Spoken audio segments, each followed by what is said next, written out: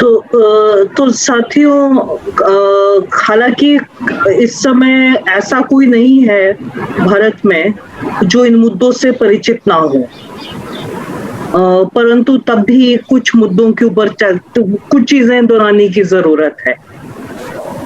यदि हम वर्तमान समय को देखें, भारत का जो स्कूल्स का जो लॉकडाउन है वो दुनिया का 4th लॉन्गेस्ट स्कूल लॉकडाउन है। यदि देखें तो अंतर्राष्ट्रीय आंकड़े भी अपडेट पूरे तरह से अपडेटेड नहीं है, परंतु आज सवेरे जो यूनेस्को के साइट पे मैंने चेक किया था, जो आपके कुछ माननीय सांसदों के पास जो कॉपी है उसमें लिखा है 5th लॉन्गेस्ट लॉकडाउन, अब ये 4th लॉन्गेस्ट स्कूल लॉकडाउन है। दुनिया में मात्र 3 ऐसे देश हैं जिनका लॉकडाउन हमसे ज्यादा लंबा है एजुकेशन का। प्रॉब्लम है उससे शिक्षा का नुकसान हुआ है, परंतु साथ ही साथ और शायद उससे ज्यादा महत्वपूर्ण, बच्चों का साइको सोशल सपोर्ट छीना है, और जो गरीब तबके के बच्चे हैं और उनके परिवार, उनका सोशल प्रोटेक्शन भी साथ ही साथ गया है। पिछले लगभग अब 1.5 साल होने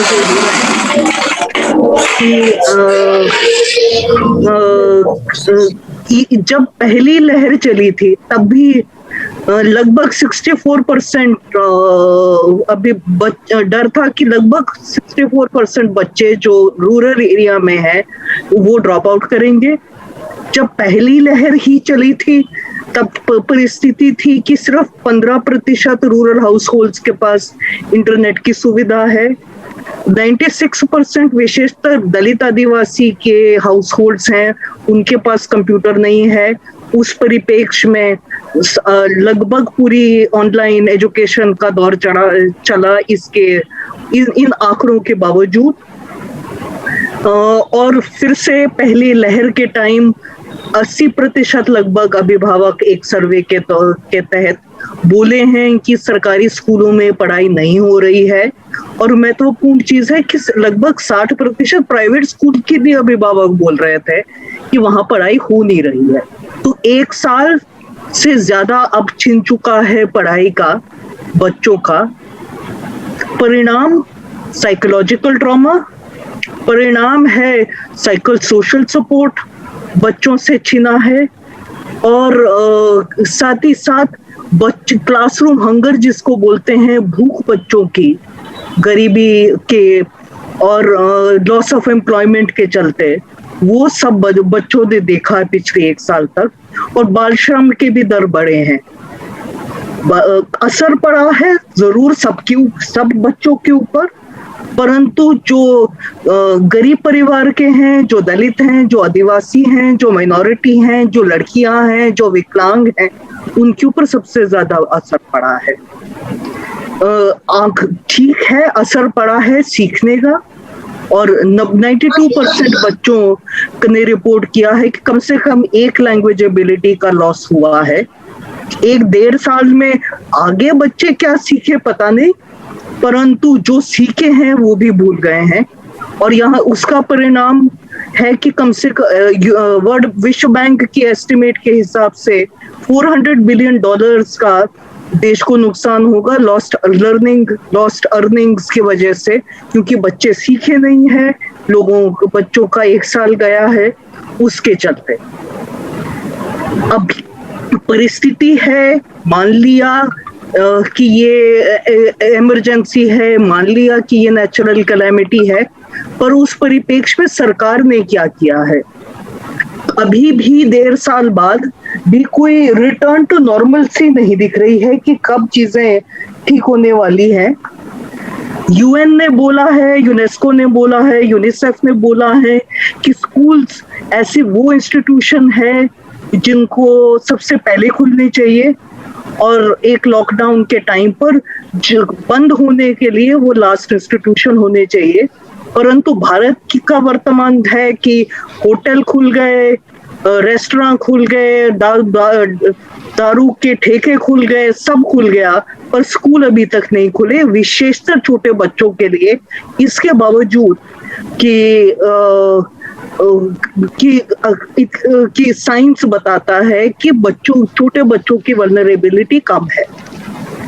उस परिप्रेक्ष्य में जब बच्चों की को जरूरत है अतिरिक्त मदद की, उस परिप्रेक्ष्य में जब मदद चाहिए थी, उसके जगह पर शिक्षा का बजट में कटौती हुई है। अब ये सिर्फ केंद्रीय सरकार की भूल नहीं है, परंतु राज्य सरकारें भी जिस तरह से रिस्पॉन्ड करने चाहिए, इस तरह से रिस्पॉन्ड नहीं कर रहे हैं। हाँ, अलग रणनीति हो सकती थी, विशेषकर देखते हुए कि भारत के कम से काफी ऐसे जिले हैं जहां पर कोविड के केसेस नहीं है। जब हम जानते हैं 80% नए कोविड केसेस सिर्फ 90 जिलों से आ रहे हैं, और विशेषकर उस परिप्रेक्ष्य में जब साइंस बताता है कि जो छोटे बच्चे हैं वो सबसे कम वल्नरेबल हैं पेंडेमिक में। समय है शिक्षा को अनलॉक करने का, समय है भारत के संवैधानिक रिस्पॉन्सिबिलिटी जिम्मेदारी को पूरा करने की भारत के बच्चों के लिए। समय आया है राइट टू एजुकेशन एक्ट को पूरा करने का। समय आया है एक नई स्ट्रॉन्गर पब्लिक एजुकेशन सिस्टम बनाने का, जो इस क्राइसिस से निकले, परंतु भारत के अगले पीढ़ी के लिए भी एक मजबूत नींव रख सके हम इस मुसीबत की घड़ी से। क्या इसके लिए ठोस रूप से जो डिमांड्स हैं, जो नीड्स हैं, कि समय आया है कि prior to get all children back into school, चाहे वो कंप्लीट या पार्शियल इन पर्सन इंस्ट्रक्शन के लिए। ये डिजिटल रिमोट ऑनलाइन बहुत हो चुका है, अब बच्चों के साथ खेलने का समय वापस आ रहा है। लेकिन इसका मतलब नहीं है कि हम वैसे ही बस खोल दें। रीओपनिंग होने चाहिए सेफ और इंक्लूसिव, और बच्चे, शिक्षक और बाकी जो एजुकेशन सिस्टम में काम करते हैं उनके सेफ्टी को देखते हुए, उनकी मेंटल वेलबींग को देखते हुए, और डिसेंट्रलाइज तरीके से, जैसे कि अभिभावक और समुदाय की राय रखते हुए अनलॉक हो। उसके दौरान स्टूडेंट्स के फिजिकल, मेंटल और साइकोसोशल वेलबींग को प्रमोट किया जाए, चाहे वो प्रोटेक्शन, अब्यूज से बच्चों की बचत हो, एक्सप्लॉयटेशन से बचाना है बच्चों को, हिंसा से बचाना है, चाहे वो बाल श्रम हो, बाल विवाह हो, ट्रैफिकिंग हो। उसके दौरान होलिस्टिक लर्निंग हो, जिसमें इफेक्टिव लर्निंग एनवायरनमेंट हो, बच्चों की असेसमेंट हो लर्निंग की, जैसे कि आंकलन हो कि कहाँ पर बच्चे हैं 1.5 साल के बाद, और जहां वो हैं उसी स्तर के हिसाब से उनकी एक्सेलरेटेड लर्निंग हो, उसी हिसाब से उनको मटेरियल्स दिए जाएं। जरूर यदि टेक्नोलॉजी का इस्तेमाल करना है तो कीजिए, परंतु लो टेक, नो टेक जो मोड्स हैं उनको इग्नोर ना करें, क्योंकि वही इस समय पर इंक्लूसिव मोड्स हैं। जरूरी है पब्लिक एजुकेशन सिस्टम को स्ट्रेंथन करना इस समय, और राइट टू एजुकेशन एक्ट को रियलाइज करना, और क्योंकि सिस्टम को सुदृढ़ बनाने के लिए महत्वपूर्ण है कि सरकार के तंत्र को ही मजबूत किया जाए, पर ना कि प्राइवेट एक्टर्स के ऊपर आश्रित होते हुए, पब्लिक प्राइवेट पार्टनरशिप पीपीपी के जरिए नहीं, परंतु हमारे खुद के डाइट, हमारे खुद के सिस्टम के लोग काफी सक्षम है सिस्टम को ठीक करने के लिए।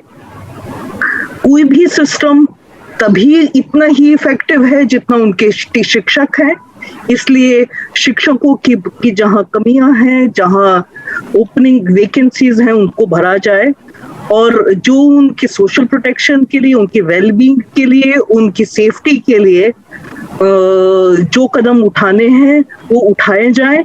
विशेषतर कम से कम उनको एसेंशियल वर्कर के तौर पर कम से कम टीकाकरण के लिए प्रायोरिटाइज किया जाए, क्योंकि ये बहुत एसेंशियल है, नॉन नेगोशिएबल है स्कूल्स के रीओपनिंग के लिए। शिक्षा के निजीकरण और कमर्शियलाइज और बाजारीकरण पे रोक रखी जाए, और साथ ही साथ शिक्षा में जो गैर बराबरी है, जो डिजिटल डिवाइड है, उसको दूर करने लिए ठोस रूप से रणनीति हो। जैसे जो डिजिटल डिवाइड से, डिजिटल टेक्नोलॉजी से वंचित बच्चे हैं, चाहे वो लड़कियां हो, विकलांग हो, दलित हो, आदिवासी हो, माइनॉरिटीज हो, और नए कैटेगरीज जो बने हैं जिसमें कोविड ऑर्फन्स हैं और माइग्रेंट के बच्चे हैं, वो भी गुणवत्तापूर्ण समान शिक्षा के उनका अधिकार है, और वो उनसे छीनने नहीं चाहिए इस समय पर, क्योंकि 1.5 साल हो चुका है, बहुत बर्दाश्त हो गया है। इसी समय प्राइवेट स्कूल्स की मनमानी पे भी अंकुश लगाने की जरूरत है। प्राइवेट स्कूल्स के फीस की हाइक के ऊपर अंकुश लगने चाहिए, और प्राइवेट स्कूल्स के अभिभावकों को भी ओवरचार्जिंग, एक्सप्लॉयटेशन और एक्सक्लूजन से बचाने की जरूरत है। जो स्कूल बंद हुए हैं सरकारी, क्लोजर, मर्जर, रैशनलाइजेशन के नाम पर, उनको पुनः खोला जाए और बंद ना हो। विशेषकर इस समय ये महत्वपूर्ण है क्योंकि कोविड के प्रोटोकॉल्स के हिसाब से यही स्कूल्स हैं जो सबसे इफेक्टिव हैं, क्योंकि स्मॉल ग्रुप्स में ही इंस्ट्रक्शन होने की जरूरत है सेफ्टी के पॉइंट ऑफ व्यू से। बजट 6% जीडीपी का अधिकार है बच्चों का, और पिछले 30 साल से जो वादा है और फिर CNEP का जो वादा है 6% जीडीपी का, वो पूरा हो। और अंत में जो लॉन्ग टर्म पॉलिसी चाहिए देश को एजुकेशन इन इमरजेंसीज के लिए, जैसे कि आगे की भी जो क्राइसिस आए उनके लिए देश हमारा तैयार रहे। हमारे माननीय सांसदों से गुजारिश है, जो हमारा कॉल टू एक्शन है, कि वो इन मुद्दों के लिए अपना सपोर्ट दें और इन मुद्दों के लिए अपने और बाकी पॉलिसी मेकर्स को भी इन्वॉल्व करें, क्योंकि ये समय की पुकार है, बच्चों की पुकार है कि कम से कम अब तो शिक्षा के ऊपर ध्यान देने की जरूरत है। जितने आपके पास एक्सेस है पॉलिसी स्पेसेस में, ये डिमांड्स, ये बच्चों की आवाज पहुंचाए, और साथ ही साथ क्योंकि आप लोगों के प्रतिनिधि हैं, तो वो लोगों तक इस समय जब संसद बंद का कार्यकाल खत्म हुआ है और आप अपने कंस्टिट्यूएंसीज में जा रहे हैं, कुछ इन डिमांड्स का इम्प्लीमेंटेशन के लिए यदि आप कुछ पहल सके अपने राज्यों में और अपने जिलों के अंदर, और क्योंकि जब आप फिर आएंगे हमारे साथ अगले विंटर शीतकालीन सत्र में, तब बजट के निर्माण के ऊपर चर्चा चल रही होगी, तो ये कुछ तभी होगा जब थोड़े संसाधन भी साथ लगेंगे। जो 6% जीडीपी का जो डिमांड है और जो NEP का कमिटमेंट है, तो उस परिप्रेक्ष्य में उम्मीद करते हैं कि आप उस एलोकेशन और प्लानिंग के प्रोसेस में भी सपोर्ट करेंगे। धन्यवाद।